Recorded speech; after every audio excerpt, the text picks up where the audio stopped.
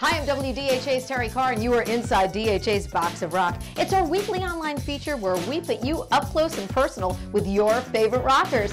Happy New Year!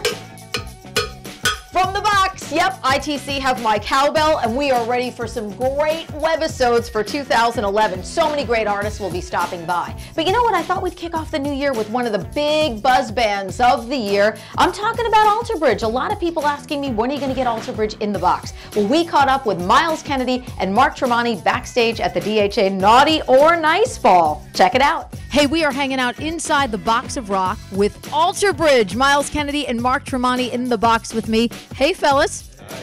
So, geez, where do I start? What a banner year for the band. But it started out as being kind of different projects for everybody. You played our Rock the Park show with Creed. Yes, we did. And you were out on the road with Slash, smashing reviews. You were on the album, two of the greatest tracks, I think, on the record.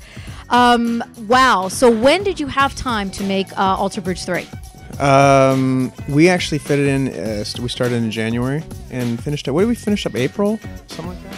I don't know. It took us 3 months, I think. 3 months. That's all it took you to put together this record. Yeah, but we've been writing and assembling ideas for a few years, and then we just got together and we're like, okay, what do you think of this part? And do our band thing. So that's kind of how we roll in Alter Bridge.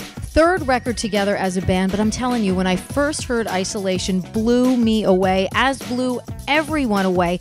What did you guys do differently on this record when you were in the studio? Did you kind of feel that magic? Did you say, man, this is definitely going to be the one that shoots us sort of over the top? No, I think it was the opposite.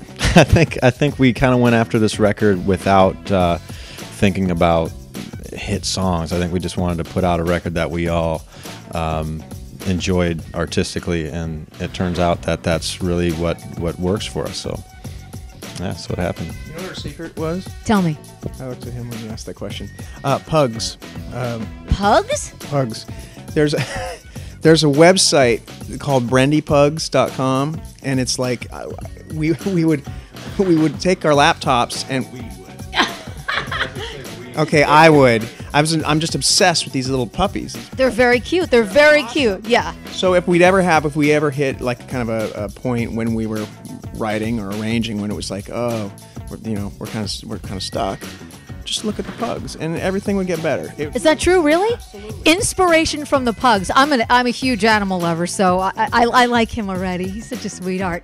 All right. Also, I wanted to ask you too. This is a year for you. I mean, a banner year for you. I mean, this is the year that people are going, I kind of want that singer on my band that sounds like Myles Kennedy. I kind of want that sort of Myles Kennedy type of sound. I mean, you really broke out this year. How does that feel? Did you realize that, or were you just too busy to realize it? I had no idea. You didn't know? Now you're making me nervous. Come on. If you were in New York City and you got to see Myles with Slash, it's just amazing, and I've not seen a New York crowd that excited in a long time. What does it feel like for you? It's got to be very fulfilling as a singer and as an artist to have these two great things sort of back to back.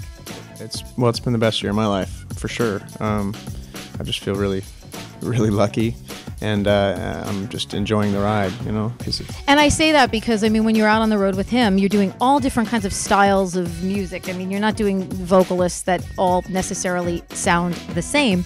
And that's got to be a real challenge. Yeah, it's really hard. It's actually a real challenge, but in a good way, because the songs are so great that as a singer, it makes your job a lot easier. It's just a matter of tackling, I think, stylistically and range-wise, making sure that you... And then you go from that project, like right out on the road with Alter Bridge.